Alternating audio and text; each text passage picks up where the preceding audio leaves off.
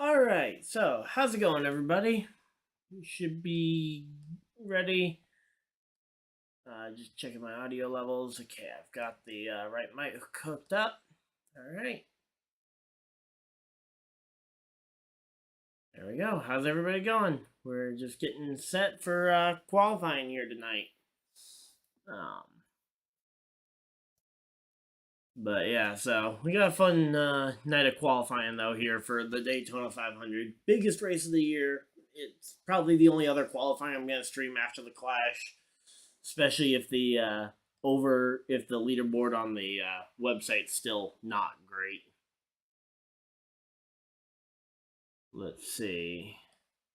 They don't even have it up yet for me to. Oh, there we go. They just went and made it live, so. And yeah, the times are still way overset. So yeah, probably the last qualifying one I'll do. We'll see about if I'm home when qualifying is going on most of the time. But yeah, here we go. Let's go. Just gonna get that up for you guys.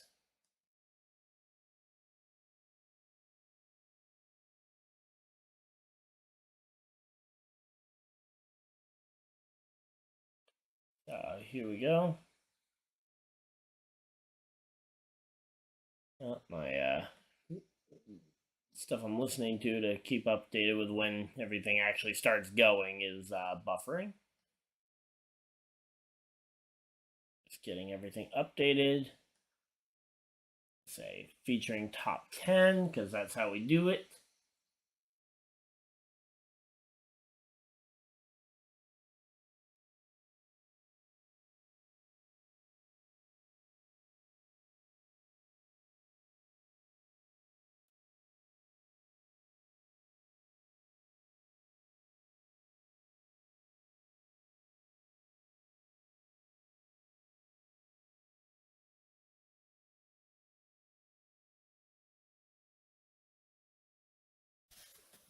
All right, there we go. That should be the all the stuff loaded up. Now we're just waiting for the drivers to get to their cars. Seems like some of them are already in, but yeah. There we go. How's everybody going? How's everything going, everybody?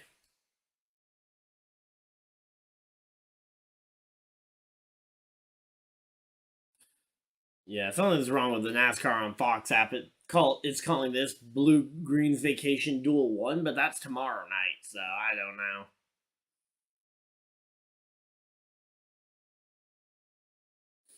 So here we go.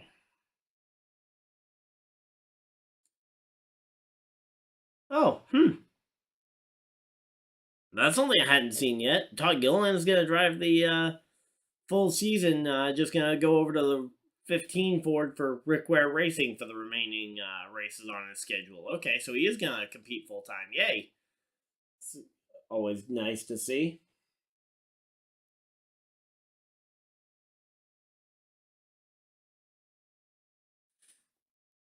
So here we go. Getting ready for qualifying later tonight. We're getting ready. We got duels tomorrow night at 7 and 9. I don't know if I'm gonna do two separate streams for the two duels or if I'm gonna do one for both, but we'll wait and see. Yeah, looks like they're gonna do one more commercial break before we go green for the qualifying runs. But yeah. All right, and then I guess one other thing to mention is that the we got contract extensions now for both Suarez and what's his name Bowman both got contract extensions today. So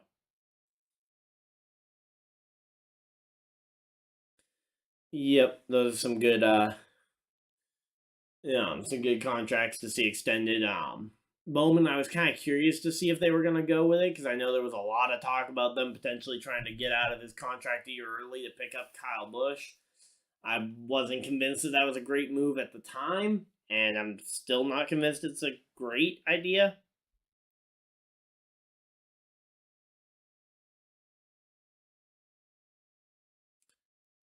But yeah, and then Suarez is undoubtedly a good option. I mean, he's part of the reason that Pitbull's there in the first place, and he drove that car to a win last year.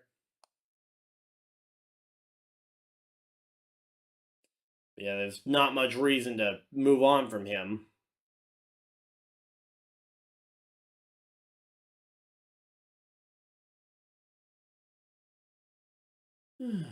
So yeah, just getting ready for this stream to start.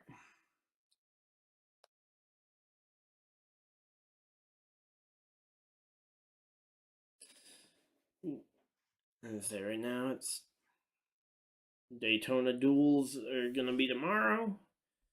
I'm not sure if I'm gonna do any of the truck or Xfinity stuff, mainly because I don't know if I'm gonna be home for it. So, but yeah, not to mention I got other things I'm working on as well. So there you go. How's everybody doing tonight, though?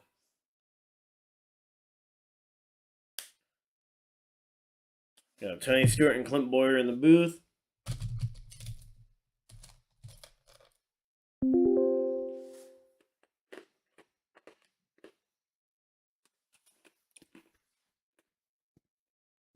But yeah, we should be hopefully green for qualifying here in about 8 minutes.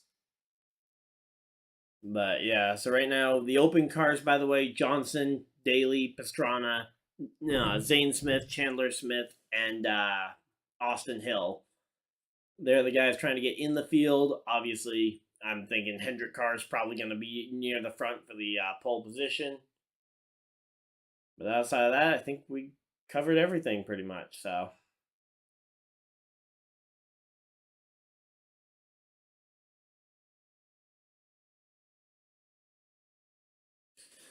yeah, just kind of waiting to see how everything goes here. But yeah, how's everybody's night going? So Wednesday, middle of the week, everybody should be. I feel like Wednesdays are pretty nice days normally. Although maybe for me it's just because it's a day off for me normally. So yeah, it gave me time to finish that video for earlier today explaining how the open qualifying works. If you guys haven't seen that, yeah, I did a video explaining how the open qualifying works for these cars. But yeah, it's weird, but ultimately it works, I guess. So NASCAR is gonna keep going with it till it stops working, I guess. But yeah, they're talking with Jimmy Johnson over his Carvana, with his Carvana fire suit over the Legacy Motor Club 4884 car. Here we go. There we go. Got that all set up. Hopefully the vibration doesn't mess anything too badly up. But yeah, how's everybody doing? Still waiting to see if anybody actually is how everybody's night's going, because a lot of stuff going on. And was still waiting like 5 minutes for the actual qualifying to get going.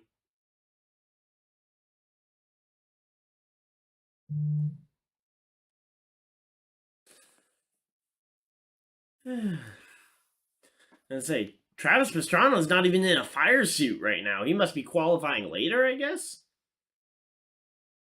That seems weird that he is not there, or that he's not over near the grid or in a fire suit. He's in just a regular shirt. I mean, kind of looks like the Southerner that he is, but yeah. Oh, he's actually from Maryland. Okay. Hmm. Yeah, that number 67 car for Pastrana does look really nice, though. I will say that much.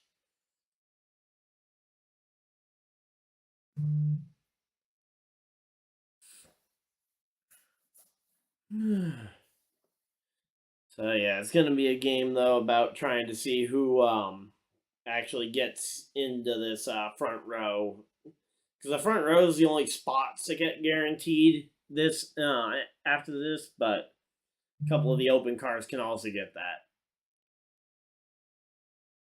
Drivers, some Allmendinger just climbed into his car. So here we go. Not sure how they're doing the qualifying order. I haven't seen if anyone's posted it or if the order I've got up there is the qualifying order. I don't know if Chandler Smith, Stenhouse, I don't know if that's the order they're going to be going out. If so, Pastrana is much later. Oh, I just realized I started scrolling and that's going to affect my page layout. Oh, I think I actually landed back in the right spot there. So, there we go. So yeah, how's everybody's night going though? We got quite a few people in here, it looks like.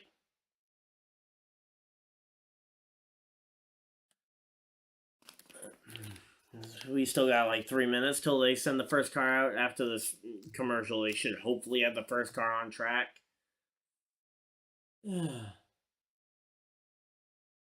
But yeah, for right now though, we're just kind of waiting it out. Take your phone off. What, is my phone in the way? Or because my phone's not on any kind of microphone stand. It's on my computer stand, but it's a way I can actually see the footage and the camera at the same time. Oh, very loud buzz. Yeah. Yeah, I don't know how to even turn my. I don't know how to turn my phone off of vibrate. If I could figure that out, I'd be able to fix this.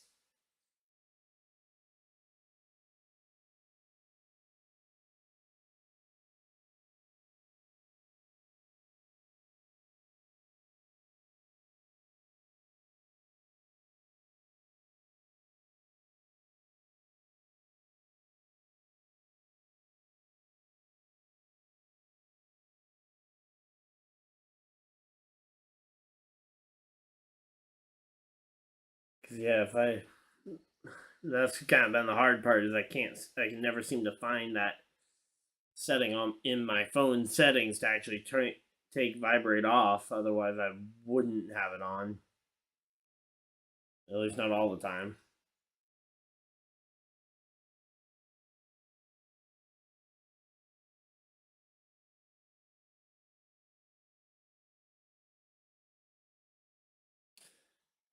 So how's everybody's night going?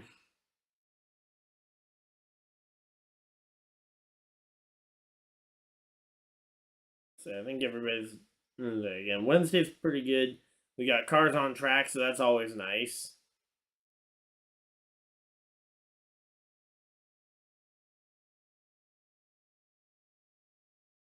Yeah, so I think I might have fixed it, but I haven't gotten a text yet to know if I've got it fixed. So yeah, they're going through all the driver changes right now, talking about Reddick going in there to the into the 45 car. But yeah, hopefully we're gonna have a nice turnout here for this race. Eric Jones, Noah Gregson at the Legacy Motor Club. You got Ty Gibbs.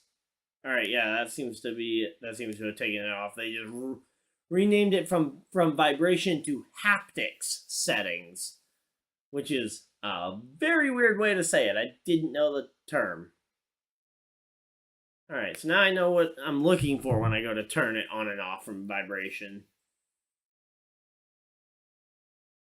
But yeah, so yeah, Ryan Priest going up to Cup while Custer's down to Xfinity for this year. There's a lot of driver changes, and I'll probably end up doing a video on it either Friday or Saturday. Kind of breaking down a lot of the driver changes that we've seen. Because yeah, there's a long list of driver changes. There's 8 of them there already that they're listing. So, yeah.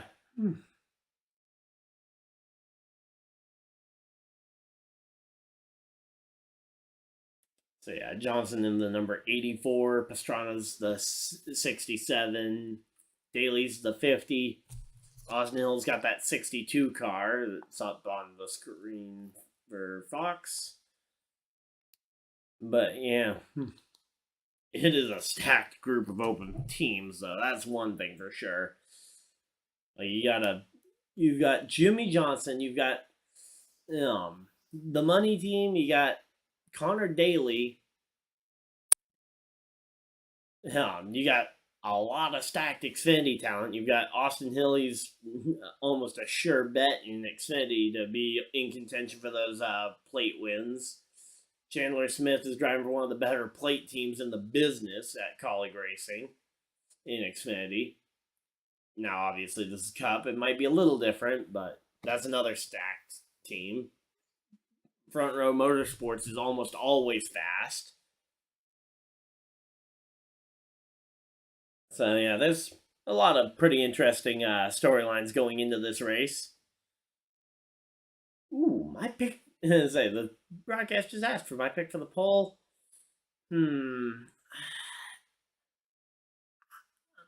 Do I go for the storyline or do I go for the sure bet? I'm gonna say Bowman, but I wouldn't be surprised to see Jimmy Johnson get up there and get it. I think a Bowman Johnson front row would be fun.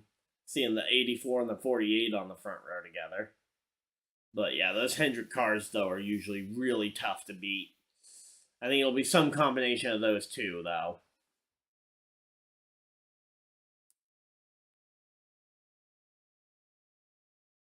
Alright, there we go. But yeah, we got 18 people in here. How's everybody's night going?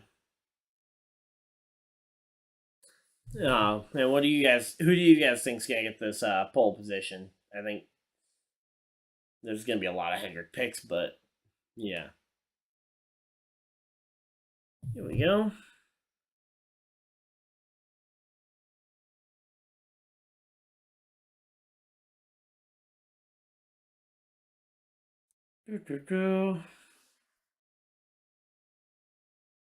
So yeah, right now we're just kind of waiting for this to get going. Looks like they went to another commercial break before actually getting a car on the track. So fun times.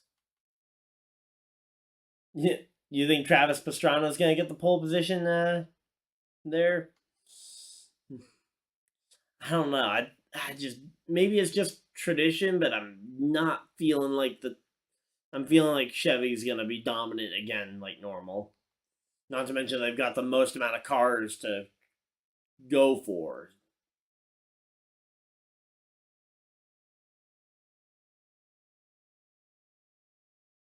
But yeah, seen a lot of Jersey Mike's commercials already this NASCAR season between the two races that we've had. There's been a lot of Jersey Mike's commercials.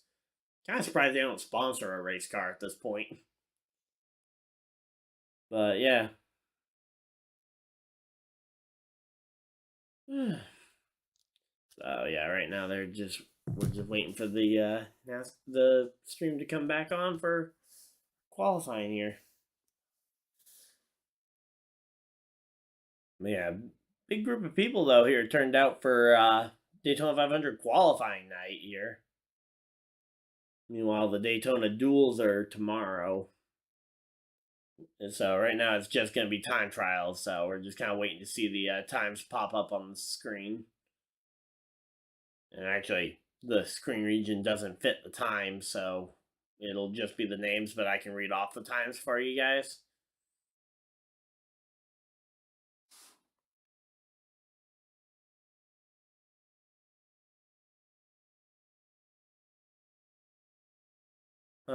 Wait, that's probably gonna mess up screen region, isn't it? Yep. Give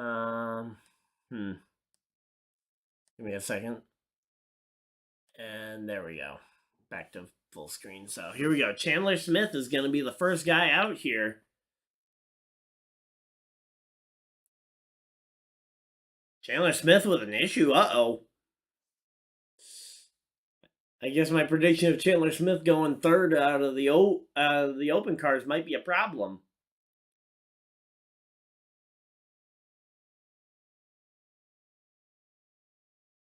Oh, wow. This might be the slowest qualifying lap in history. Yeah, right now we got Chandler is literally crawling at about 1 mile an hour right now on the racetrack. Issues for a colleague racing car. So that's not good. They got a safety truck going out there to help tow him back to pits, maybe? Or maybe even just going to give him a push. We'll have to wait and see what's going to happen here, but yeah. There should be practice before the Daytona 500 qualifying. I think it's ridiculous, a little bit ridiculous that they're sending the cars out there with no practice for it. Yeah. I think there definitely should be practice for the biggest race in the world, or a race that should be considered as one of the bigger in the world, but NASCAR is kind of dropped in terms of that, especially in terms of worldwide prestige. I'd say it's probably below Le Mans. It's definitely below the Indy 500 in terms of world prestige, and Chandler's going. But yeah, not great start to the year for them. But yeah, Chandler seems to be going at a somewhat decent pace. He's still not looking super fast yet. Not sure if he's going full pace or if he's coming back to pit road here. If I were him, I'd at least stay on track and try and get a lap, even if it's gonna be really slow. But I don't know. We're gonna have to wait and see. But yeah, that car is definitely not going at full sound. Looks like it might be going maybe 70 miles an hour. So yeah, whatever it is, it's not good. So yeah, it looks like an electrical problem, and yeah, he's coming to pit road to hopefully fix this car, I guess. Not sure if they're going to be allowed to go back out since they never actually technically started a qualifying run, or if they're going to be out. Yeah, imagine if they forgot to put gas in it. That'd be a problem. I certainly would hope that that these guys are above that kind of problem, but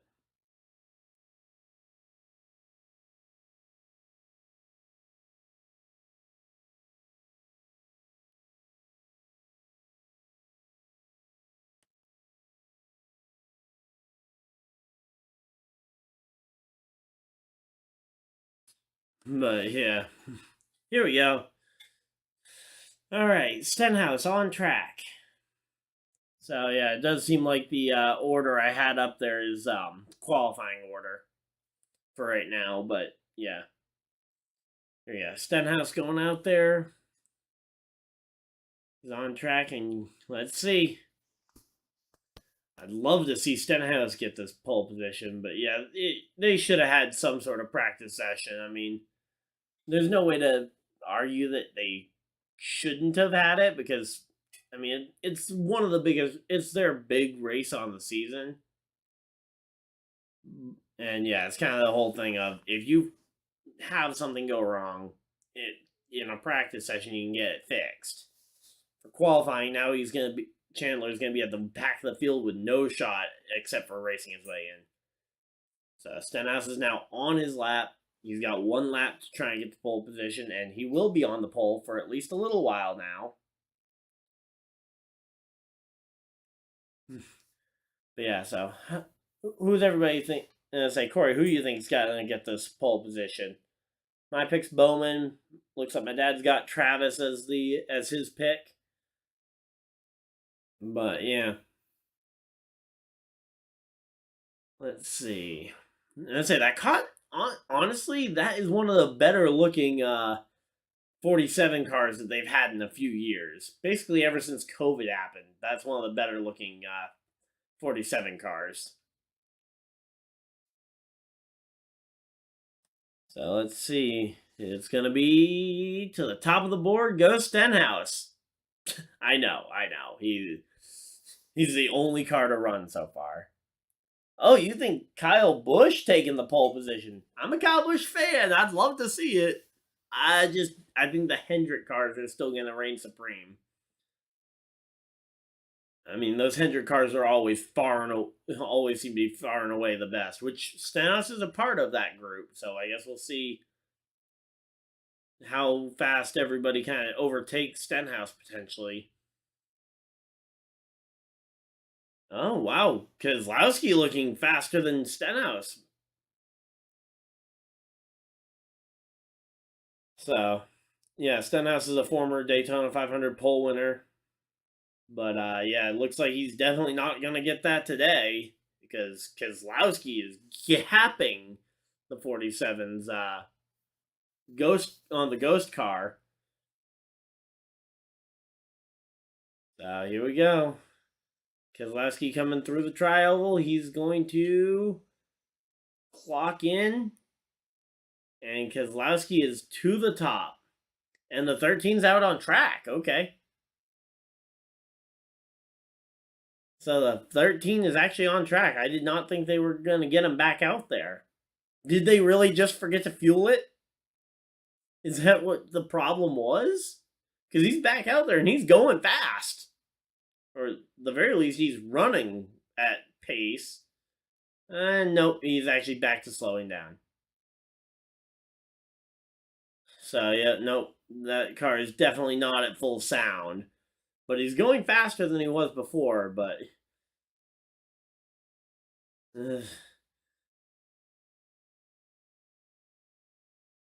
yeah, so he's his only chance to make the field is going to be to race his way in tomorrow, and that's if they can get this figured out by then.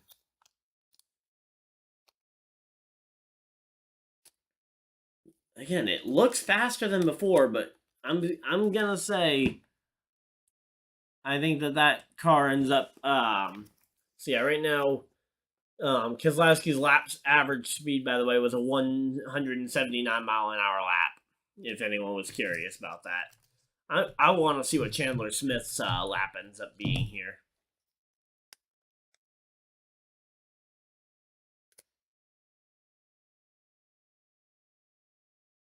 All right, here comes Priest. So Ryan Priest is out on track. Still waiting for on the scoring page to see Chandler's official time come through. Oh, there we go. He turned a 51-second lap, so he actually isn't that far off. Let's see what the official speed ends up being. Because I want to see what the average speed is. Hey, 175-mile-an-hour average lap. So he had some speed in that thing, about the same as Stenhouse, so not terrible. Just not what you were hoping for. Now we have Priest on the pole, and based on the ghost car, looks like he's trending on pace for the pole here. But it's hard to really tell, and there you go. He loses a little bit of ground, neck and neck with Keselowski here as he goes down the back straightaway. And say pulling a little bit on the ghost car. Oh, whoa! Physical car there in the 13 is still on the track. Not sure why he was there. But yeah, that would startle most people. But Priest didn't look like he bobbled the car much there as he comes around to complete his lap. Definitely going to the top of the boards here. Ryan Priest to the top of the boards here.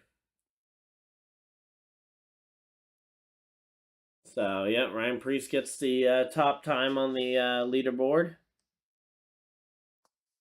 He jumps ahead of Keselowski and Stenhouse there. And here we go. So Justin Haley getting ready to go out here and run his qualifying lap. Hope he looks to be going better than the his teammate was earlier in the race. Because his teammate earlier was not looking good, but that 31 is looking a lot better. But yeah, he is not up to speed, at least not with that 41. So maybe the Fords will have a shot at the pole. I wasn't initially thinking that anybody. I was thinking Chevy was going to have a hold of it, but at least in terms of the Chevys so far, we are not seeing the speed yet. But yeah, Ryan Preece has got this. Is gonna hold on to this one. Looks like I'm thinking he'll be third. It looks like for Haley. Yep, Justin Haley to third as he crosses the line.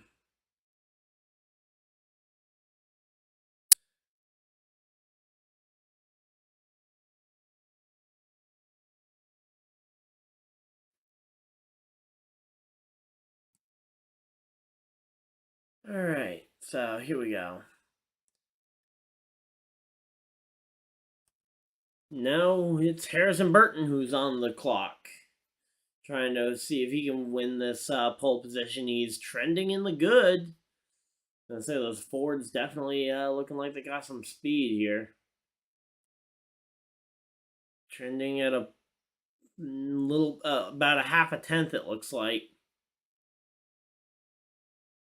Yeah, it looks like Burton trending at about a half tenth of a second here as he goes through. I think this is 3 and 4. Yeah, he's trending ahead of Preece. He's about a tenth now. He's stretching it a little bit over the ghost car here. So it looks like Harrison Burton to the top of the board, possibly. We're gonna have to wait and see. Yep, there we go. Burton to the top of the boards. And that's gonna put the pole time currently at a 180-mile-an-hour pole lap. So there we go. Now they're tying with Joey Logano, but I want to know who's next on track here. Guess we can kind of look. Connor Daly, it looks like, should be the next one up on track. No, Ty Dillon is next up on the track. Connor Daly having a mechanical issue or something? But yeah, right now Ty Dillon though does not have the speed to qualify right now. He's well behind the pace.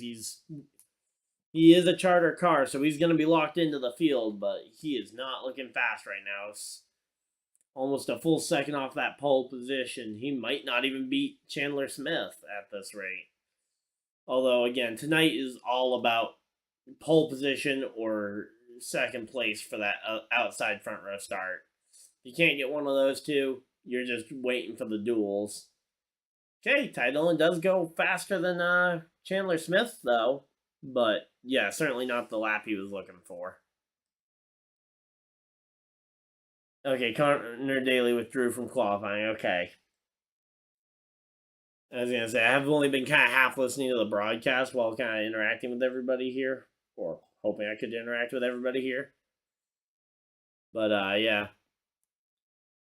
If you guys don't mind leaving a like on the stream, it helps everybody else kind of know that it's good stream. Hopefully we can get some more people in here. That'd be great. But yeah, right now Allmendinger on track. He's one I would expect if we could see some power out of these Chevys, but I don't know. These Chevys just are not seeming like they're gonna qualify too well right now.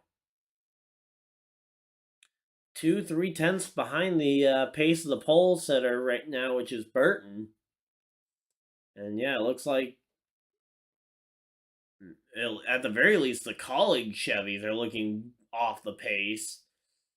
And yeah, there we go. Allmendinger to fourth. So he's the best of the Colleague cars, but that's not saying much when you go this slow. So yeah, the Colleague car is bombing here on the qualifying.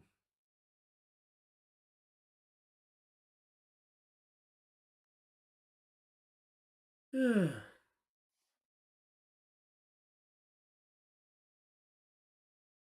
we go. Here's our first Daytona 500 winner, I believe, to go and take a lap. Michael McDowell on track. Yeah, the little bit of lag here because my internet's not the best right now. Let's see. Yeah, so we got McDowell and then we got LaJoy as the next two. But yeah, McDowell's definitely off the pace compared to Burton, but yeah, that could all be made up in just kind of a wind up lap. But yeah, honestly though, McDowell looking pretty quick. Going for his lap though, he's gonna be he gets fourth, so he's the slowest of the Fords But right now the Fords are 1, 2, 3, 4 in qualifying.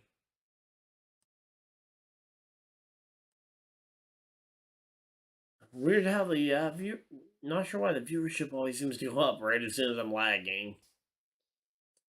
But yeah, so right now, literally the only open cars right now to have turned or to have kind of gone through their turns have both basically gone zero on the speed or almost nothing, because it seems like Chandler's not going to get nobody's going to get beat by Chandler's speed right now. It doesn't look like. And the cars only seem to get faster right now, but we'll have to see. Here comes Corey LaJoy on track, see if he can outdo his teammate Ty Dillon from earlier. McDowell way off the track. That's nice to see that the cars are getting out the way of the other drivers.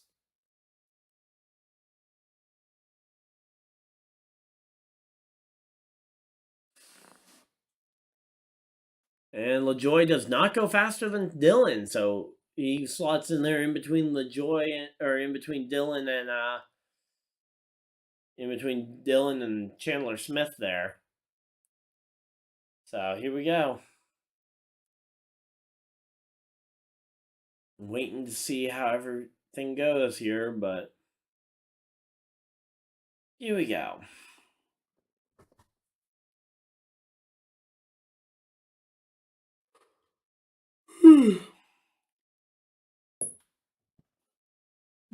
Here we go.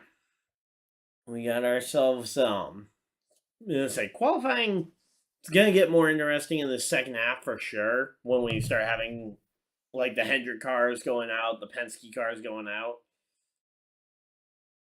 especially the Penske cars right now because the Fords seem to be the fastest. So I think the Penske and SHR cars are gonna be interesting to see. But again, my pre-qualifying pick was Bowman for the pole. I mean, he's been on the front row like every year pretty much since he joined Hendrick. So,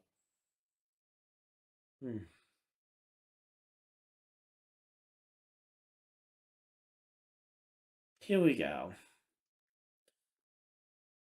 Let's see. Let's run through the qualifying speed. So the pole time right now, if you wanted to get the pole position, you would have to go 180 miles an hour or better for a lap average speed. And again, Chandler went 175 mile an hour. So right now there's a 5 mile an hour spread through the field. So yeah, that's always kind of the interesting thing to see is how quick or slow some people go around the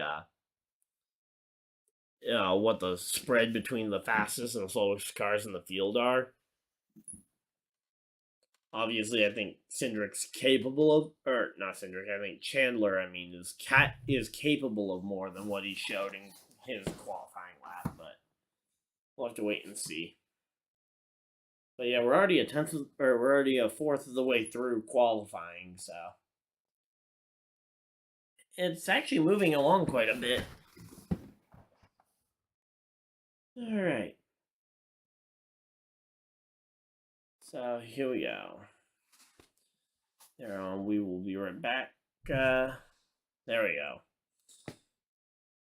So yeah, they're doing all the stuff that I've already done with my video earlier today, talking about how the field is set for who gets in terms of the open cars. So I already did all this in a video earlier. So yeah, we got ourselves a fun little bit of stuff. But yeah, I don't know what I can do to try and make the video stream a little bit better in terms of the consistency, because it's seeming pretty choppy. And here we go, Riley Herbst in a really nice looking Sunny D car. The Sunny D cars are always really good, and oh boy, what on earth? That car is flying. He's got a few seconds on the time. We might have to worry about the art. Yeah, definitely gonna have to worry about. I think the Uh oh, no, that's not good. The ghost is over Chandler. Why would the ghost be over Chandler? I mean, I guess that makes sense, but yeah, why was Chandler the ghost there? I mean, I can understand if it were ghosting second place instead of first place, because that's all you need to do to get on the pole position, or to get locked into the front row is to be second. But not sure why Chandler was the cut line, was the ghost car there. But yeah, Herbst ended up only going eighth. There we go. So why are they doing it with 10th place? Yeah, I mean 10th place, being ahead of 10th place means nothing in terms of tonight.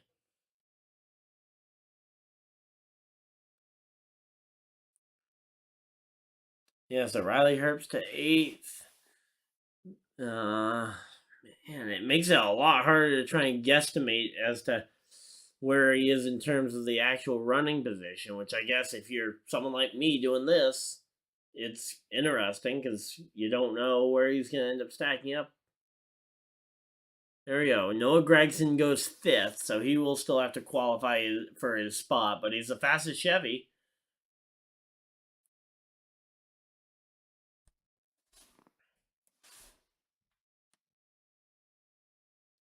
So yeah, fastest Chevy there for Gregson. Who's on track now? Let's see. Next up should be Todd Gilliland. So driver trying to prove his way into the. Well, I guess he doesn't need to prove his way in because he does have a ride now for the full season. He'll the race today he's not going to be in the 38. He'll be in the number 15 car for Rick Ware. I mean, the only thing I guess I can say about the 10th place is that that's what it needs to get bumped off of my list, but I don't think they're paying attention to this stream, but maybe. We'll have to wait and see, I guess, but here we go. Let's see. That did not seem fast. Gilliland goes eighth and the slowest Ford right now. Oh, wait, no, Herbst. The second slowest Ford. But still, it doesn't really matter, I guess, because he's still going to have to race his way in tomorrow anyway.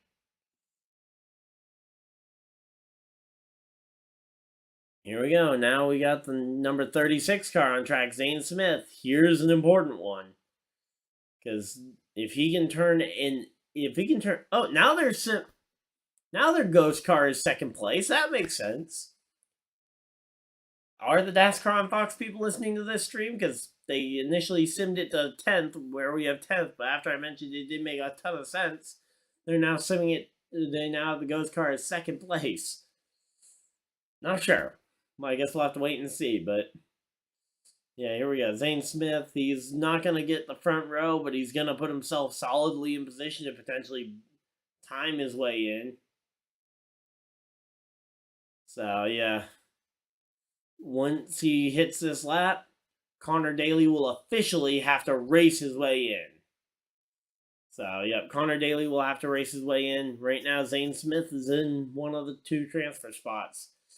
Chandler Smith barely holding on to his transfer spot on speed.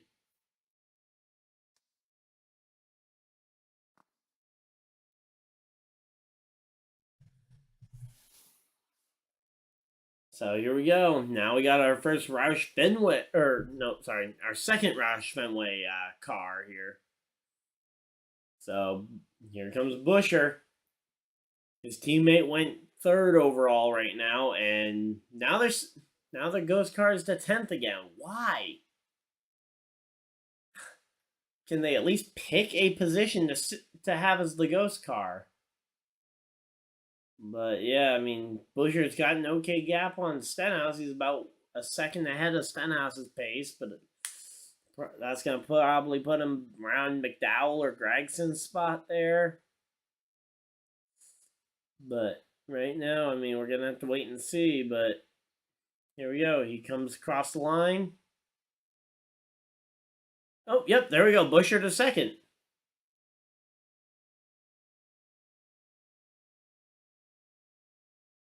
Hey, Curtis, how's it going? And here we go. Jimmy Johnson is on track for his qualifying lap. Here we go. I'm curious to see where he's going to go. I think Jimmy could have a fast run here. We're going to have to wait and see, but here we go. They're showing him comparative to Zane Smith because he's the fastest open car. So that at least makes sense there to change up the ghost car. And right now he's inching ahead of Zane Smith. We're going to have to wait and see here, but he is inching ahead. It looks like he's definitely bumping Chandler Smith out of one of those spots, but he's going to take that number one spot, it looks like. And here we go. Jimmy Johnson looking like he may put himself in the field here. Officially, he wouldn't put himself officially in the field because there's still 2 open cars left to go that could bump him out, but here we go. Jimmy Johnson to the top of the open cars, and he goes 5th overall. Fastest Chevy so far. So there we go. Fastest Chevy from Jimmy Johnson. And if we see one more open car run, Jimmy will be locked in.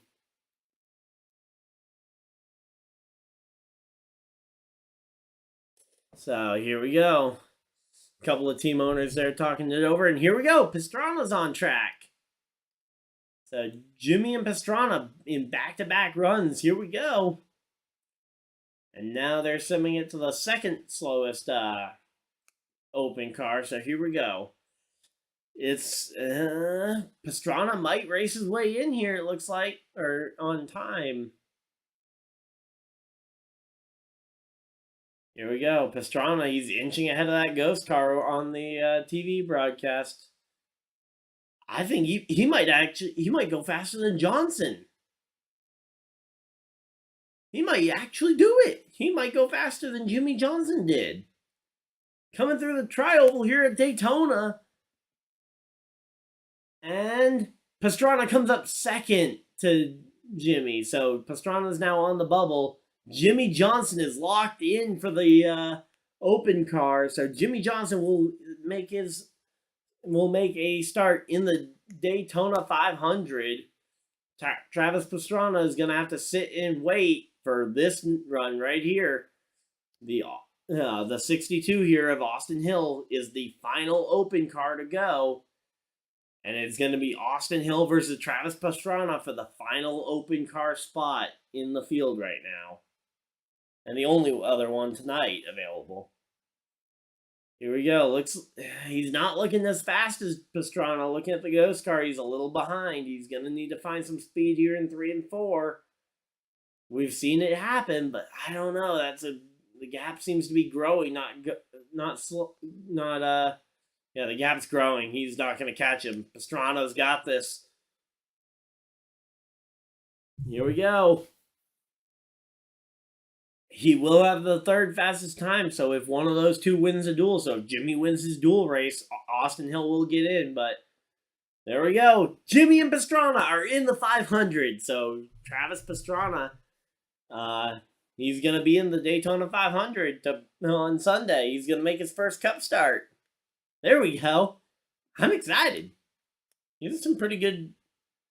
There we go. So we got Jimmy Johnson and Pastrana now in the field. Now time to worry about the pole position.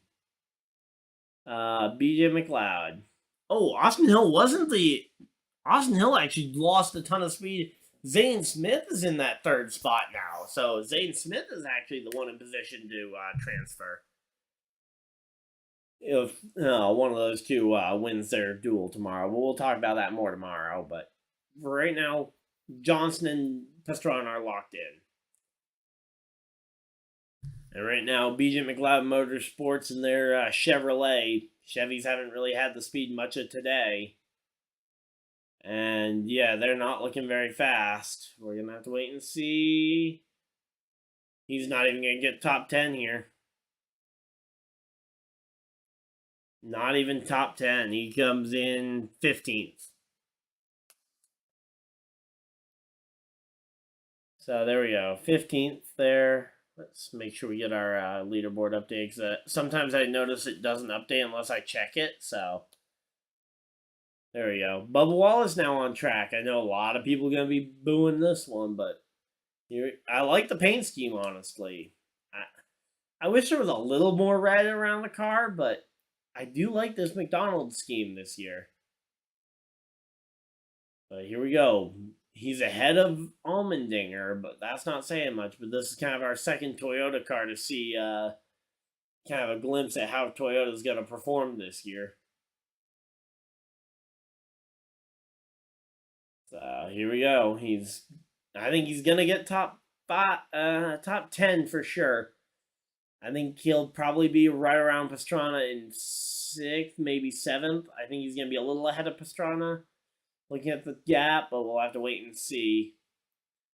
Because they're doing the ghost car to 10th place still for some reason. And Bubba goes... Oh, Bubba to second! Bubba Wallace goes second fastest on the time charts. So there we go. Bubba all the way to the second position on the leaderboard, driving for Michael Jordan there. Here we go. Now Cody Ware driving for his dad's team here.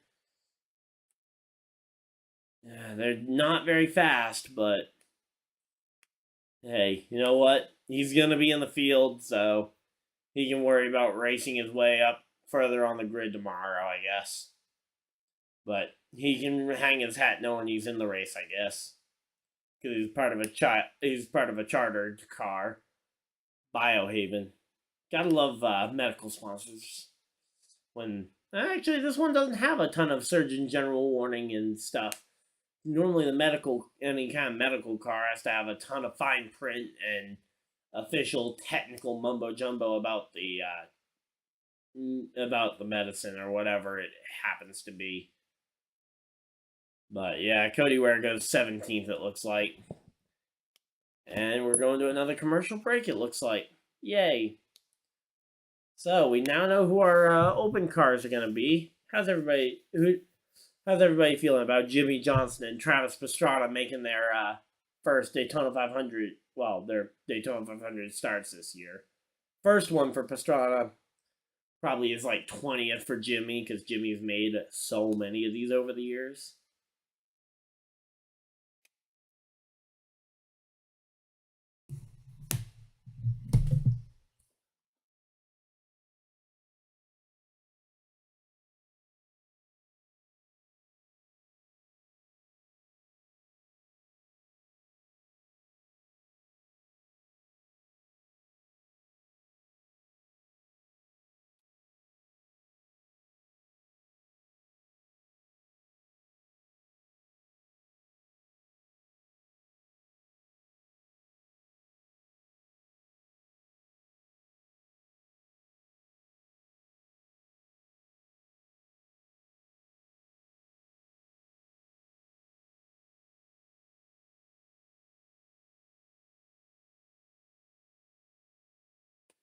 All right, there we go. Just kind of keeping everybody informed over on in a group chat. They're asking about the red and green colors on the broadcast, but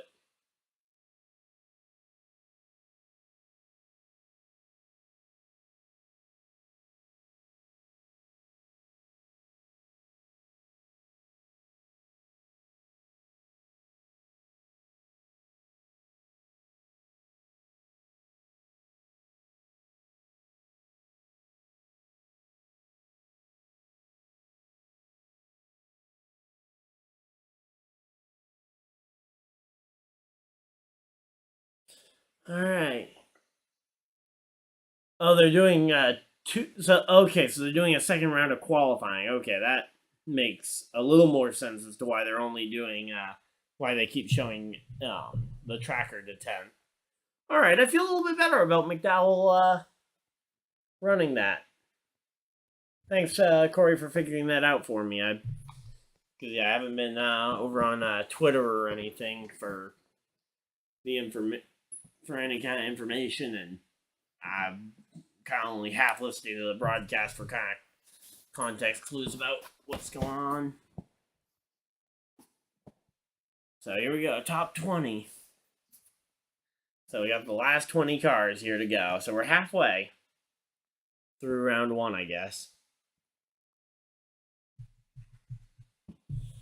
All right, so unfortunately, Allmendinger's not going to get to qualify again.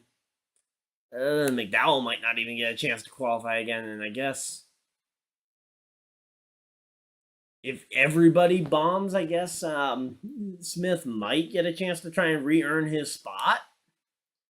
So I guess Jimmy and Pastrana aren't exactly locked in yet, but it will probably get knocked out here pretty quick, because all they need to do is go faster than Zane Smith to lock in.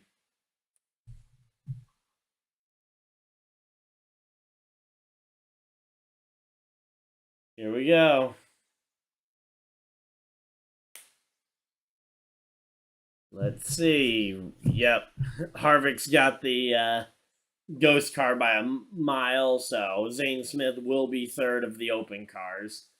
So what I said earlier is pretty much a guarantee to be accurate, that Jimmy and Pastrana will stay up there, but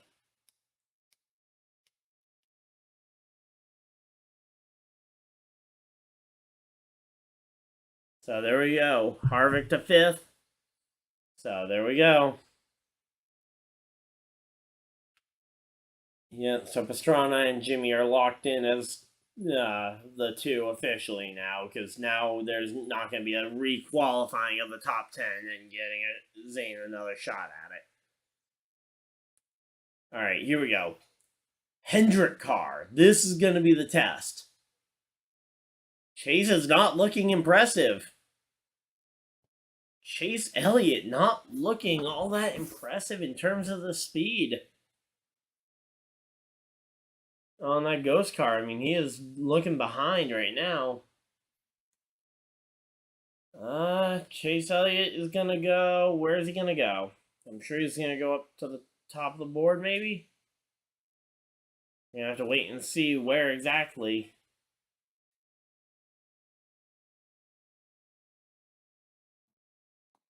Yeah. I'm gonna say he's pulled a bit on the second half of the lap, but he is not looking as fast as I'm used to seeing Hendrick cars. Okay, 4th, not bad. Best of the Chevys, but again, hasn't been saying much because he. But here we go.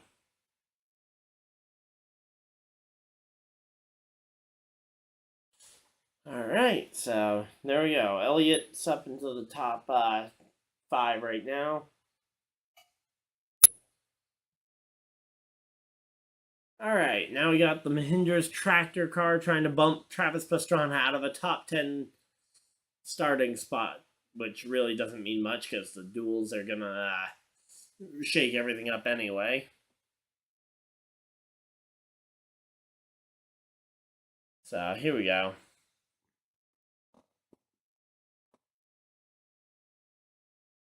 Daytona 500 qualifying. Here we go. Let's see. Briscoe is looking pretty good. I think he's going to be right around his teammate Crease and somewhere around Elliott. I'm thinking he might end up. I'm thinking 3rd here is what I'm feeling for Briscoe looking at his time. No, to the top of the board goes Briscoe. Briscoe to the top of the board here.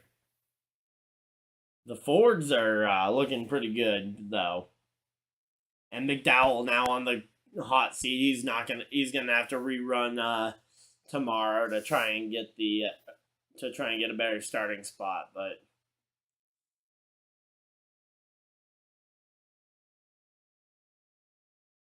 here we go. Now we got.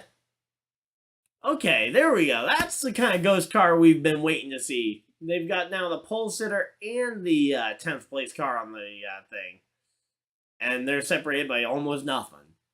But here we go. Ty Gibbs on track in his first Daytona 500 attempt, and he's gonna make the field obviously because he's a chartered car, but he's gonna put himself about 7th, I think he's gonna be. Let's see. Is he gonna be 7th? Yeah, I think he's gonna be about 7th. Let's see. No, he goes 9th. Ooh, that's gonna be a really close shot there for him. So yeah, Ty Gibbs probably not making it to the Fast 10 here. So here we go. Ross Chastain going for it. Let's see what Chastain's gonna do. What will the Melon Man do this time? I think we're all just excited to wait and see, I guess. But yeah.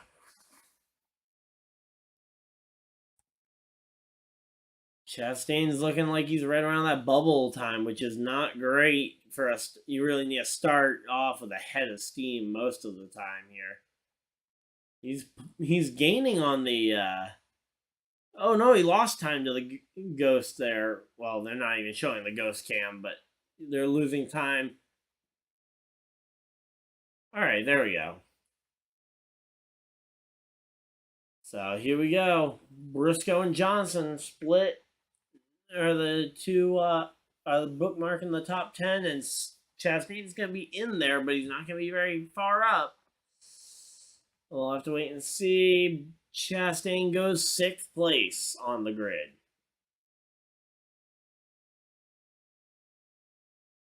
So here we go. Chastain to 10th, or into the top 10. He's 6th.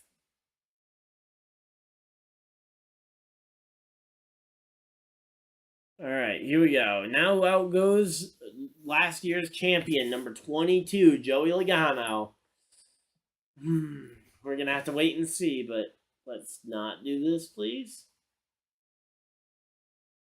So here we go. Joey Logano going around. He's showing about a 10th or 2 to the good. He's actually looking like he might be pole position contending here. Here we go. Joey Logano looking like he may take the top spot here.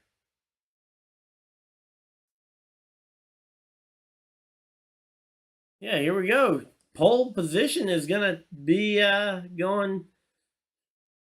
changing hands here. Oh no, it's gonna be close. No, Logano goes 2nd here overall. So 2nd by 12 1,000ths of a second. Wow. I thought Logano had it, but he lost a ton of speed, I guess, coming off the final corner. And yeah, lost the top spot to Briscoe there. And that puts Keselowski now on the hot seat for this top 10. All right, Eric Jones, I'm expecting he will probably get bumped out here based on how the Chevys have been doing tonight. The only Chevys in the top 10 right now are, let me just double check, make sure I'm giving accurate information. The only Chevys in the top 10, are Elliott and Chastain. So unless you're the top of the top of the top Chevy contender, you're not going to be going fast enough here, yeah. So Jones is not going to be enough to kind of tighten that gap anymore, which that's a very narrow window to get in, to not either set a new pole position or, yeah.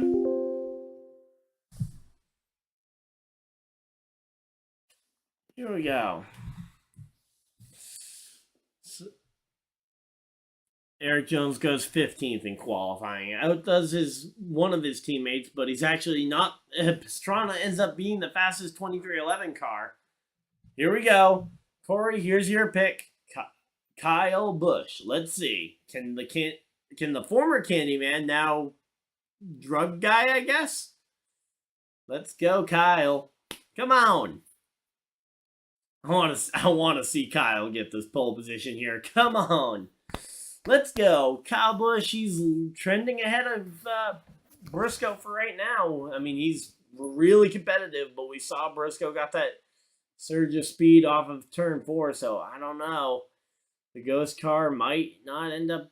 The ghost car is probably going to win this race again, but here we go. He's going to be the top Chevy, I think, though, at that speed, but he's not getting the pole position, at least not yet.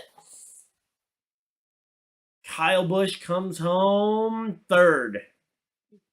Hey, you know what? That's pretty good. That probably puts him in the top 10 shootout here. So,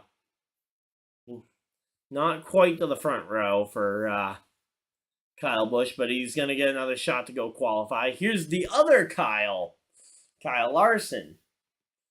Weird that there's a Ford Performance banner up at the top of the screen as soon as Larson comes out here to qualify. Well, we had that when we had a rush of Fords earlier. Here we go. Larson gonna try and make it a Hendrick Chevy on the pole position again. So no Jimmy Johnson on the at the top of the leaderboard because he already got bumped down to the out of the top 10. Oh boy, here we go. He looks like he might get the pole, or at least the provisional pole for right now.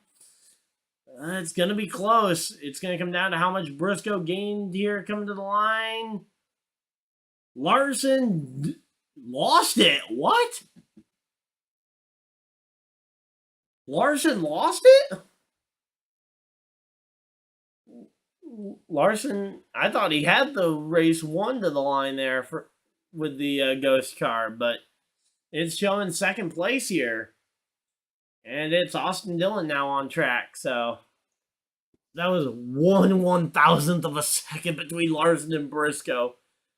So what we've learned so far is that Briscoe had a really good off the final corner, so you've got to be ahead of Briscoe coming into the tri-oval if you want to have a shot at winning the top spot here. Larson's probably still transferring but to the pole shootout, but to be number 1 in this first round, you gotta get the you gotta be ahead of the ghost car entering 4. But yeah, Austin Dillon, he's not making this top 10 shootout here. He is off the pace right now. He's gonna come back through the tri-oval. He's probably gonna go about 13th or 14th, I think. He's gonna be somewhere around Jimmy. Oh, 23rd. Yikes. He must have dropped off really bad in 3 and 4, I guess. So, no RCR front row. Or at least no front row lockout for RCR. But, yeah. They got one. They still got a car in the field. A car that could get it. But Bowman is still to go as well. So, we're going to have to wait and see on that one. And they got another commercial break. All right, fun times.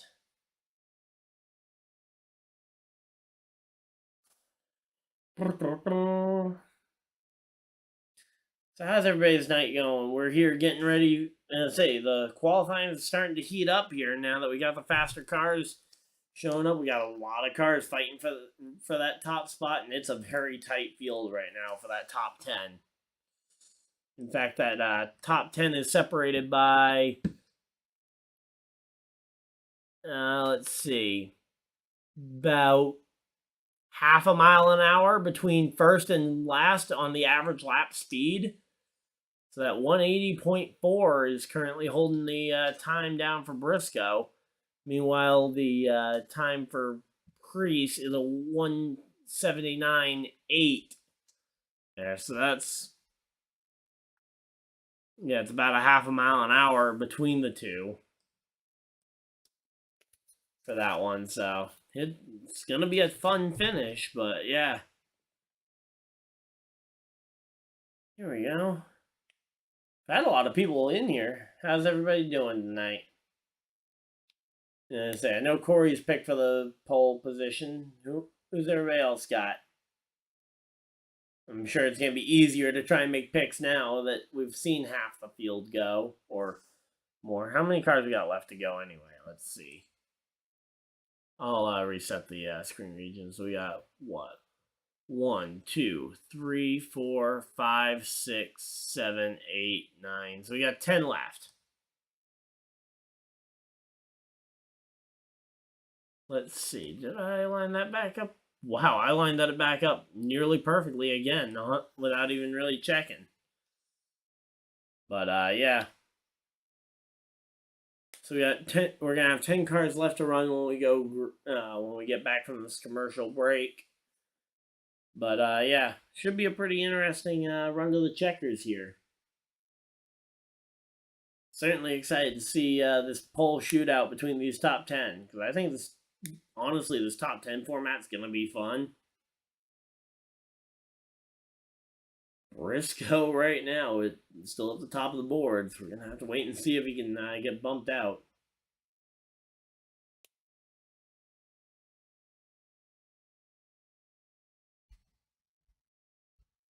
Yeah, so a lot of these guys talking about getting the launch because yeah, your wind-up lap means so much in NASCAR qualifying here, especially at these tracks where you have to build up speed and you only get one lap to try and go for it. But yeah, once this next car runs, if they aren't top of the board, if they aren't all top of the board, Briscoe will make the final 4 shoot or the final 10 shootout. Here we go. So SHR is guaranteed at least one suitor for that spot because we got Amarola going out there. He's the final Stewart Haas car. That's 3 cars right on top of each other, separated by literally half a mile an hour. But yeah, Amarola here in what might be his final 500 start here. We'll have to wait and see, obviously, if he ends up retiring or not. But it's very possible that he ends up retiring next year. He was flirting with it and even announced a retirement last year before the season began, and then he signed an extension in August. So here we go. Briscoe will be in the top 10 shootout. Amarola is going to be close.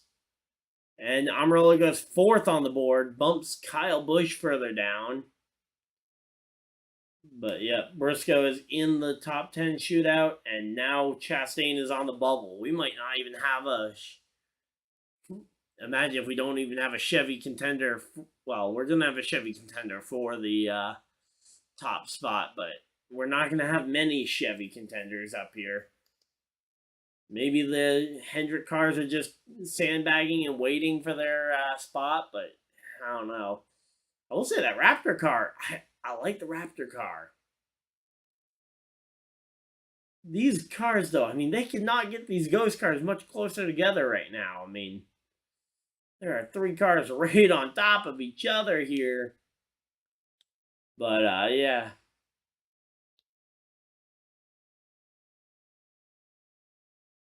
How's it going, Kenny? Who's your pick for the pole position here in the 500? That's what we're talking right now. Right now it's Briscoe, but with the multi-round thing, they take the top 10 to do another pole shootout. So there we go. Ross Chastain just got bumped out, and Byron goes 6th fastest on it. So now Chase Elliott is on the bubble, and Ryan Blaney is the driver that may bump Chase Elliott out of the top 10 for the pole shootout. Kyle Busch, he is currently 5th, so he's in a pretty good spot to advance. Oh boy, these cars cannot get much closer together on these ghost cars on the TV broadcast. But yeah, Kyle is definitely in pretty good position to advance. Right now, we know for sure that Briscoe, Larson, and Logano, I think, are all guaranteed to get it. Yeah, I'd like to see Kyle Busch win the pole. I mean, biased because I'm a Kyle Busch fan, but I'd love to see him win the 500 too. But yeah, here we go. Blaney's going to be somewhere in the middle of this top 10. I'm thinking about, is he going to be like, let's see, what's it going to be? 7th for Blaney. So Blaney goes number 7. Yeah, the 2 open cars that are in the field on speed are Jimmy and Pastrana. Zane Smith is in that third position. I did a video earlier today breaking down the open car qualifying. Check that out afterwards if you want to know why third place in terms of time are in. But yeah, Pastrana and Jimmy are in, and Zane is that third spot. I was excited to see Pastrana and Jimmy both get here. Okay, Truex is on track, so here we go. Truex versus Busher, it looks like, for who's going to bump who out. So we know Elliott's not going to be the pole sitter. The next two to get bumped out are Busher and Bubba, it looks like. Yeah, it is awesome for both of them. Pastrana making his first, and I think Jimmy is making his 20th 500 start, if I'm not mistaken, but here we go. And yeah, Truex is not going to be in this top 10 yet. Yeah, no top 10 for Truex. So Truex is going to be racing tomorrow to figure out where his starting spot is. You asking if the 21 went? 21st start for Jimmy? Okay, I wasn't sure if you were asking me where the 21 was starting, because he is currently, Burton's currently 8th. Here you go. Tyler Reddick now on track in that number 45 car here. Connor Daly had some sort of electrical problem. Him and Chandler Smith actually both had problems before they started qualifying. Connor never got out to turn a lap, and Chandler had some sort of motor problem in his lap. So that's what happened to those two. Just a factor of not having practice for one of the most important races on the season in terms of prestige. I think they should have had it. I think, again, they should, especially for the 500, have at least a happy hour practice Tuesday night to tune up for this. Make Speed Week a full week. Maybe have a happy hour Monday and Tuesday night. Yeah, picking Pastrana to cause the big one. I wouldn't put it past that one. Pastrana doesn't need to race his way in anymore, but yeah, Connor and is gonna have to race his way in. Oh, here we go. Suarez is on track. Reddick did not make top 10, by the way. Forgot to mention that because I wasn't really looking over at that. I was talking with you guys, but yeah, Reddick did not make the top 10 shootout here. Here we go. That number 99 car for Suarez coming fresh off a brand new contract for the 99. He's looking like he might be able to transfer. It's going to be close between him and that 70 and that 17 there on the bubble currently for the top 10. So here we go. And it's going to be Briscoe still the pole sitter, and it's going to be Suarez is in, Busher out of the top 10. So, man, it's going to tighten this field up even more, but this top 10 is really tight. Yeah, these are 4 of the best cars, though, still to run. Denny Hamlin in the 50th anniversary FedEx car. He's on the track now. Yeah, I mean, honestly, because especially where I'm kind of surprised Chastain still doesn't have a contract done yet for next year, but yeah, those are both open cars right now, or those were both open contracts until earlier today when we saw the Suarez contract get extended. Yeah, Bowman also, yep, he also got a fresh off a brand new contract. I was going to mention that when Bowman runs here in a minute or two. Yeah, Hamlin is not on pace right now. But honestly, the Toyotas have never really qualified well.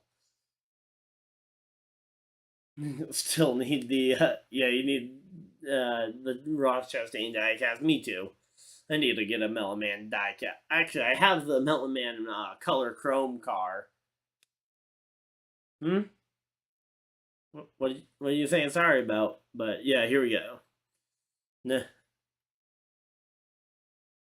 they really don't. Here we go. I say Bowman. He is looking like Bowman might actually go in faster than I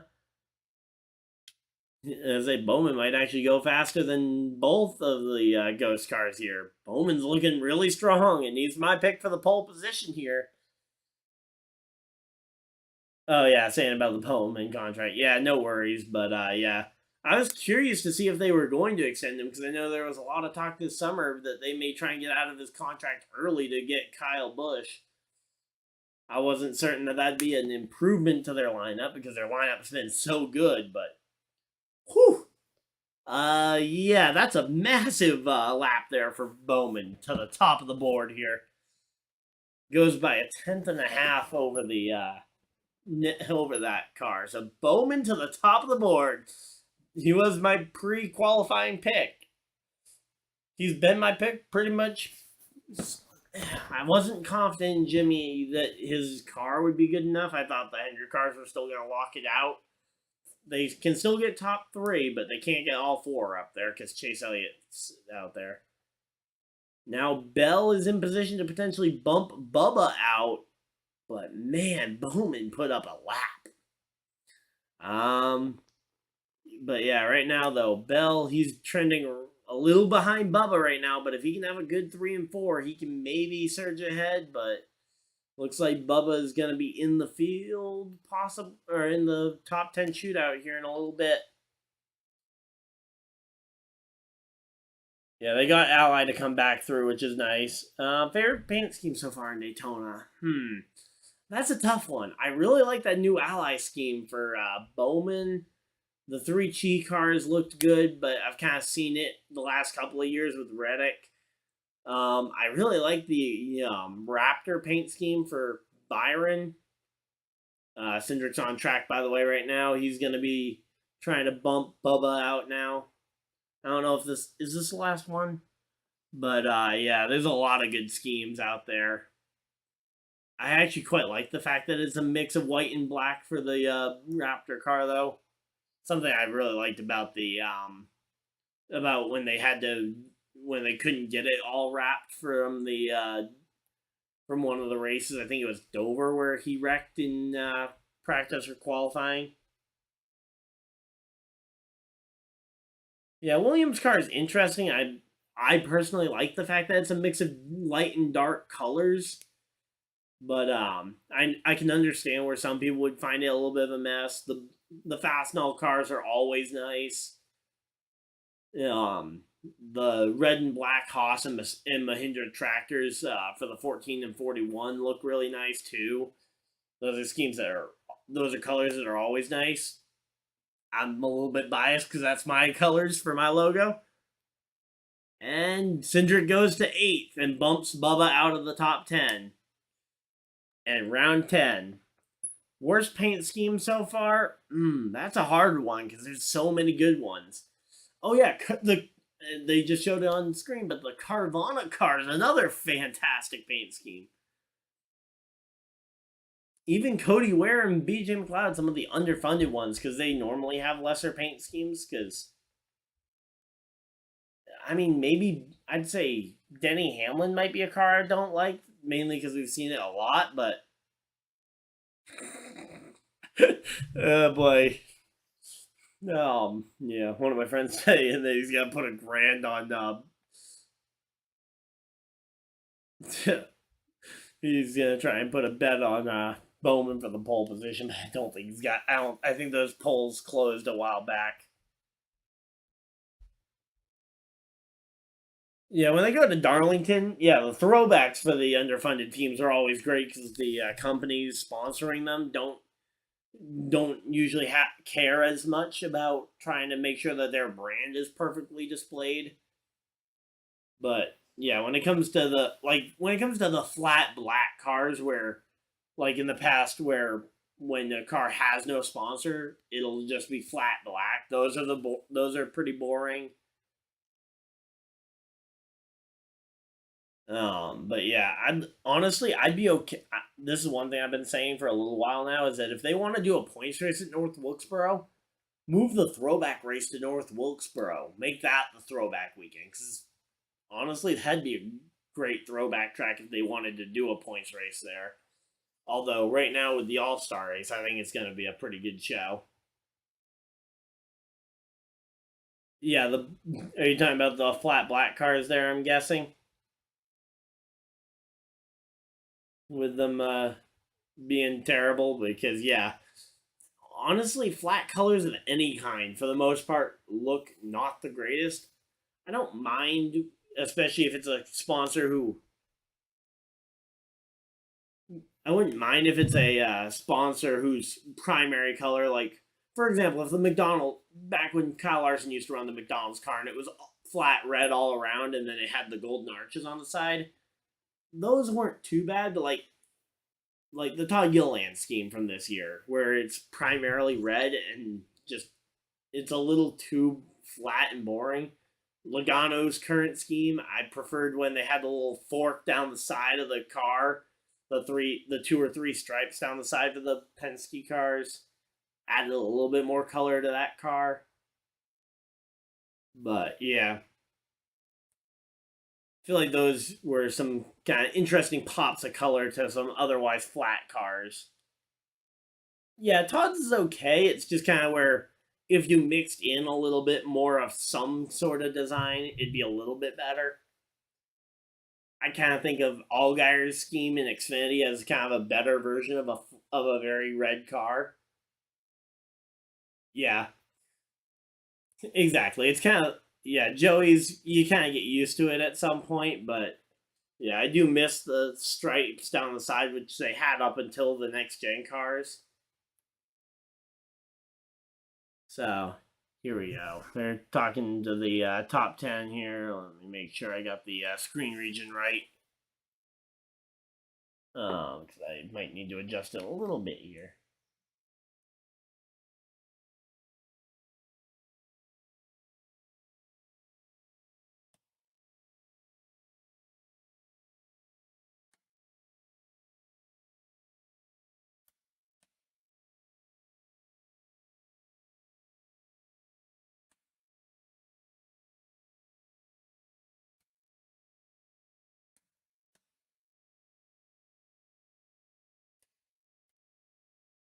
So 5 different teams in the top 10. That's pretty nice.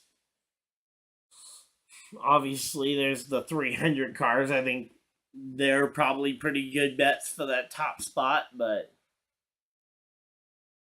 um, yeah, if you message me after the stream, we can say I wouldn't mind having a partner up here in the booth for either the Daytona duels tomorrow or something. But yeah, I've been looking into possibly doing a podcast. There's a few different things I've been looking at, but yeah. Already got someone I'm looking at doing the Daytona 500 with on Sunday.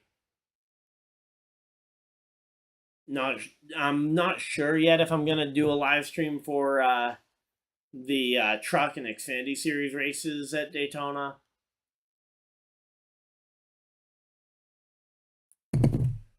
But yeah, here we go. Oh, cool! I'm off work tomorrow too, so yeah, I'm gonna be working on some stuff tomorrow to.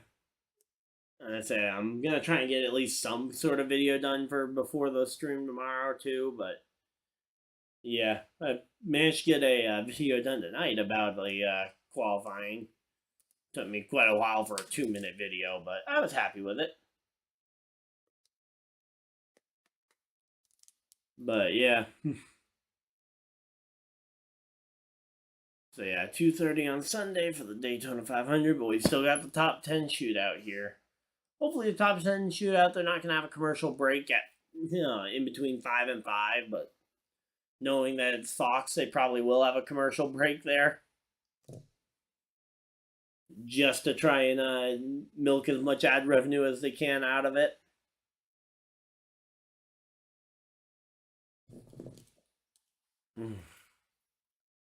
Yeah, definitely set up for a pretty fun final 10 laps here as we get ready for the top 10 shootout for the pole position. Honestly, I might try my hand at some short content based around the qualifying stuff, but yeah, yeah, Patrick's got a lot going on with the league and whatnot that I haven't really kept up with as closely as I probably should. But here we go, showing Bill Elliott, the 1997 Daytona 500 finish they're showing right now, where Dale Senior ended up getting flipped by Dale Jarrett, leading to a Hendrick 1-2-3 in that race.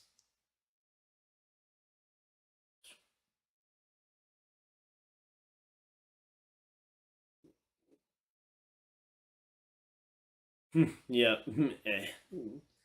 Back before the days of the below the double yellow line, because Gordon went all the way on the apron there to make that pass. But, yep. And then another big wreck behind. Well, the thing is, he flipped it, but he actually got back in the car and finished out the race, which is the really crazy thing, because he actually never failed to finish a Daytona 500 in his career. Duels tomorrow are at 7 and 9. Duel 1 is at 7 o'clock. Duel 2 starts around 9 for the Daytona duels.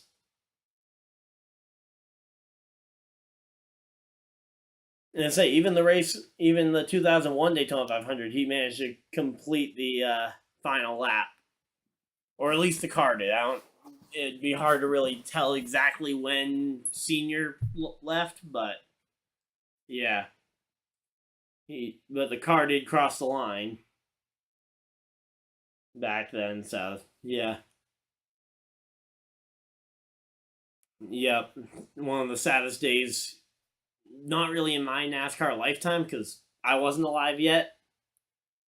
Yeah, I kind of only know it from kind of going back and rewatching historical moments, but certainly, yeah, one of the darkest days in NASCAR's history, and certainly one of the darkest ones in recent memory.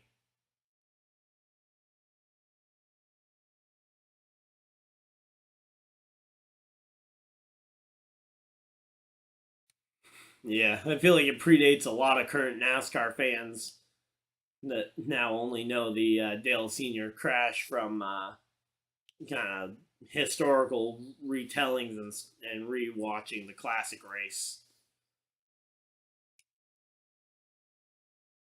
Yeah, dark day for the Earnhardt family. Honestly, the Waltrip family too, because Michael Waltrip had just started driving for that team, and Dale was a close friend of that family, and really, I think a lot of the motorsports world kind of went down there.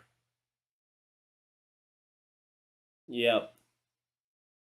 But I think Dale, he got to see what he wanted to see, which was one of his best friends and his son getting to duel it out for the finish of the race, and knowing that he's the reason it'll be one of those two winning.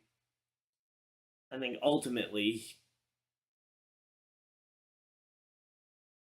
oh yeah, the year earlier, Michael lost his dad.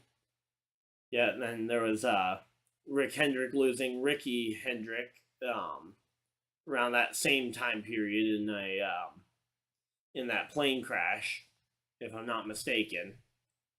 If on their way to was that on their way to a race, or was that on their way home from that Kansas win?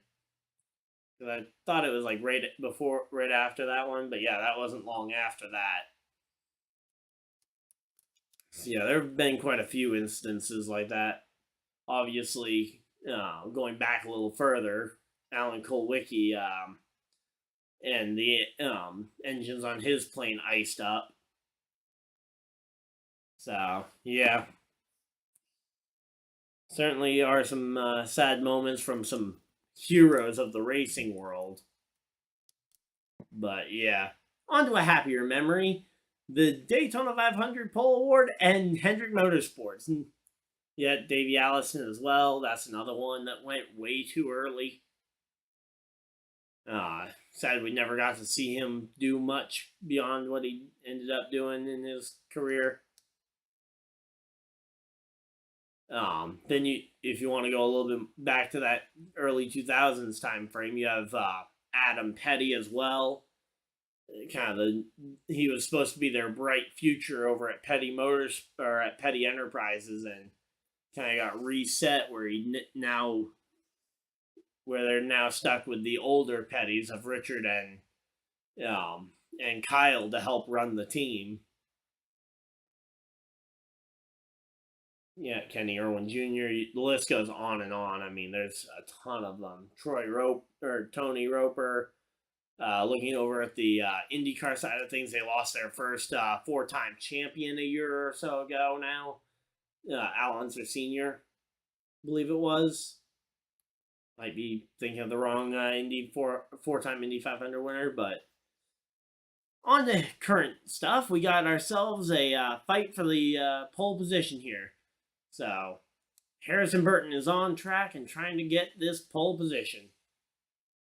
Yep, long list of drivers who went too early, especially older drivers. The further back you go, but yeah, so not much to really talk about when it's the first car on the track. But here we go.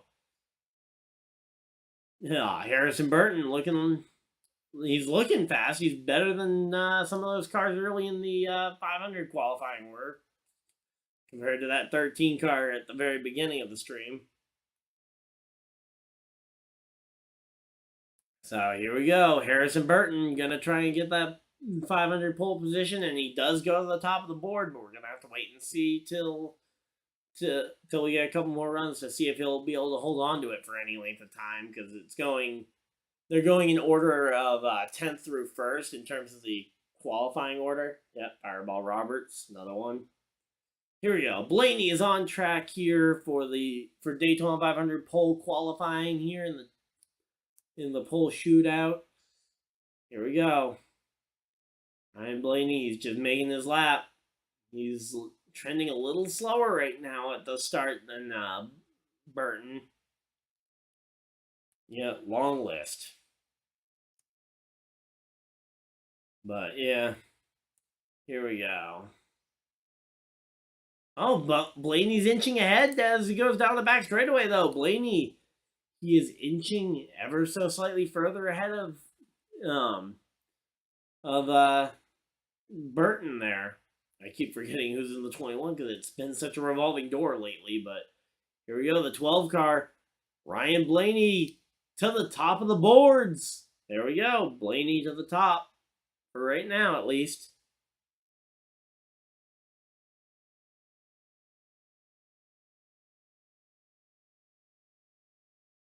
Oh, uh-oh. Something wrong with Cindric's car. That's not good. Yeah, can Ryan Blaney get the pole? I don't know. It's going to be hard to get that away from the Hendrick cars.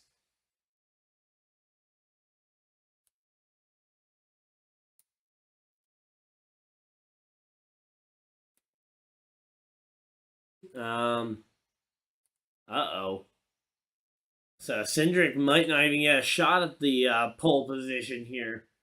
So Cindric looking like he might be out of the shot for this pole position, and he'll be starting 10th for I guess 5th in Duel 2.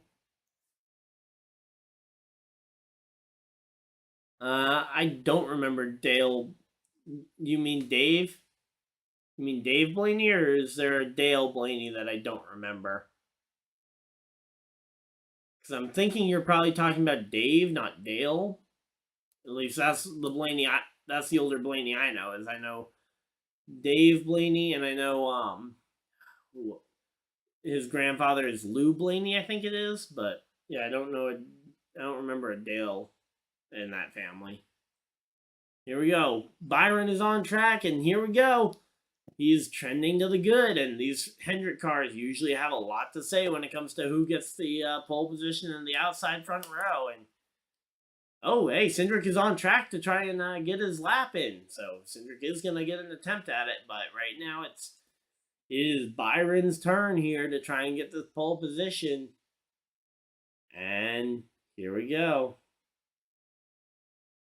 Wow, that is a lot of gap there on Blaney. And there we go. Byron to the top of the boards. Now it's time to see if Cindric can match it. Yeah, you meant Dave. Yeah, I kind of figured that you might have meant Dave.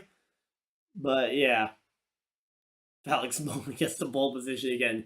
I mean, even if he gets a front row start, he's going to be extending history because that would be his 6th straight front row start at the 500.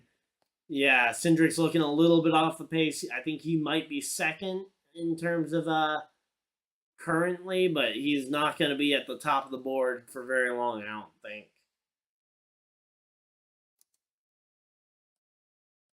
So there we go. Update the leaderboard for you guys because sometimes I know it doesn't update if I don't check it. But yeah, Blaney's starting, Cindric's starting to fall back. I mean, to the clutches of Blaney's time. And here we go. And I say the Penske cars are looking like they'll race well potentially. Of course, we'll have to wait and see what they do when they get in traffic. But yeah, Cindric goes out there and gets third on the time chart. Hey, you know what? It's better than he could have had if he DNF'd. He at least got out there and turned a lap. That's better than he could have. Kyle Busch, here we go. Kyle Busch on track for his lap here, trying to go for that pole position. Let's see. What can that 3 cheat car do? He's a little bit behind Byron right now, but maybe he can surge here late. We'll have to wait and see, but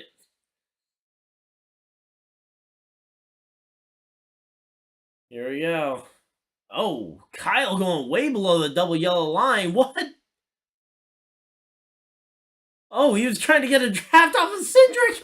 That's funny. He was trying to get a draft off the car that was still down there. That's funny. It didn't help. I think he's going to end up 3rd or 4th here on the lap for now. But here we go. Kyle Busch not going to get the top of the board this time. And yeah, he goes 3rd. But funny to watch him trying to get that draft off of Cindric's car.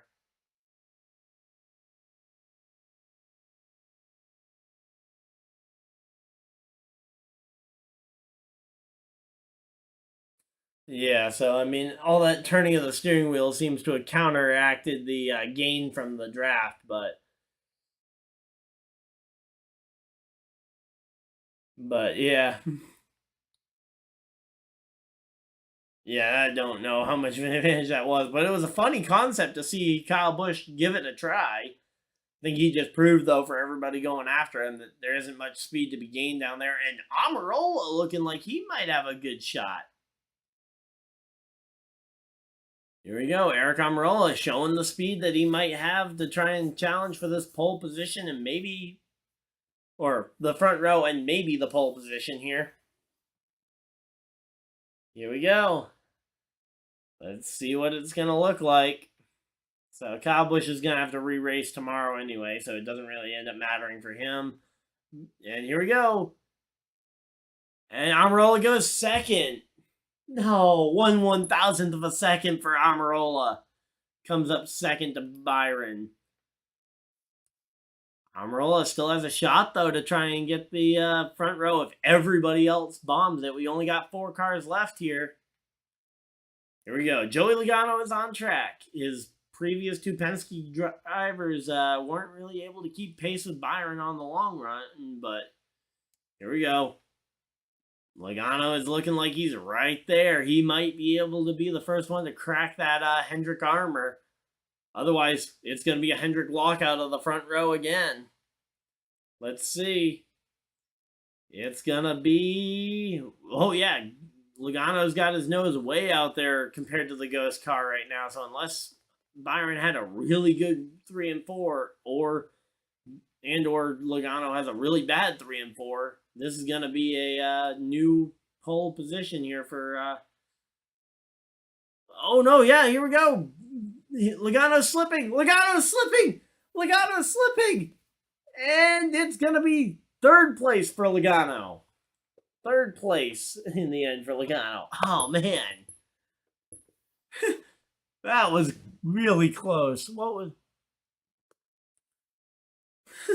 So 1 through 3 are separated by 4/1000ths of a second. So 3 cars to go. So here we go. Hendrick car versus Hendrick car. We got Larson on track. And he's on it. And he's looking really good. But again, we've seen that Byron was really good in 3 and 4. That's where he's steamed ahead of both Logano and Amarola, who both looked better entering this back half. So we'll have to wait and see on this one. But Larson's looking good. Larson looking like he might be able to go back-to-back for the pole position because he was the pole sitter last year in the 500. But we're going to have to wait and see. It will be... Yep, there we go. Not pole position, but to the top of the board for Larson. Here we go.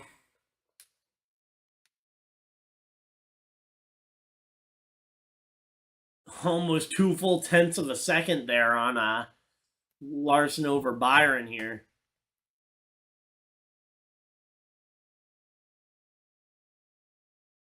Okay, so they disallowed Kyle Busch's time.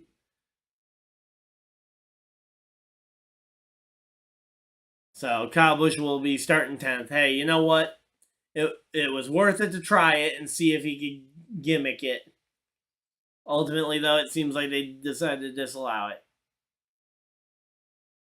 So here we go. Chase Briscoe. He is the last chance to try and chink the armor in this Hendrick Motorsports group. They're gonna have a front row. They're gonna have a front row contender here, but yeah, Briscoe's gonna end up about 5th. It looks like, maybe even lower. Hard to really tell because that is a very close field. But yeah, 5th place for Briscoe. And here we go. It is the last person to run. It is my pick for the pole position.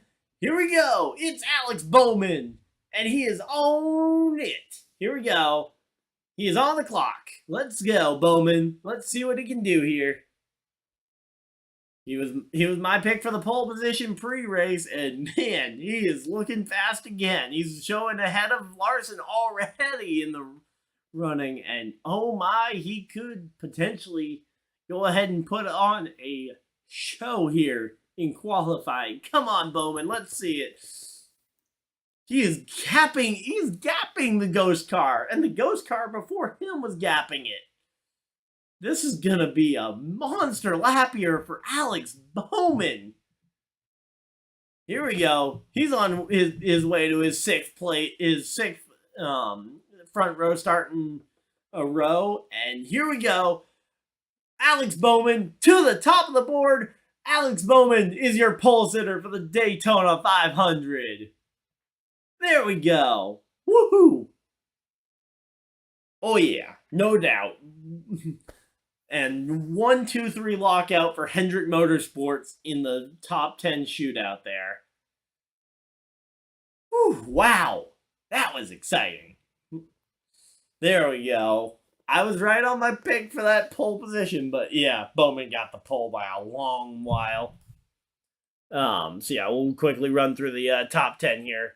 So it's Bowman and Larson. They're on the front row. That's all that really matters is those two because they're locked in to start the front row on Sunday. But then it was Byron, Amarola, Logano, Chase Briscoe, Ryan Blaney, Cindric, and then Kyle Busch with his disallowed time because he tried to go below the double yellow line to draft off of him. So, yeah. Ultimately, though, Bowman and Larson are going to share the front row for the 2nd year in a row. How many years in a row do the same two people share the pole position and the outside front row? It hasn't happened very frequently, I know that much, but here we go. So, yeah, hopefully you guys enjoyed this live stream here. We'll be back tomorrow night for the Daytona duels, and again on Sunday with the Daytona 500. And I got some more content coming between now and then as well. So hopefully you guys will leave a like on the video, subscribe if you guys are new, so you guys never miss an upload. But beyond that, that's everything from me tonight. So hopefully you guys enjoyed, and I'll see you guys next video, live stream, or whatever you guys had to do with the rest of your day. Have a great day, everybody, and goodbye!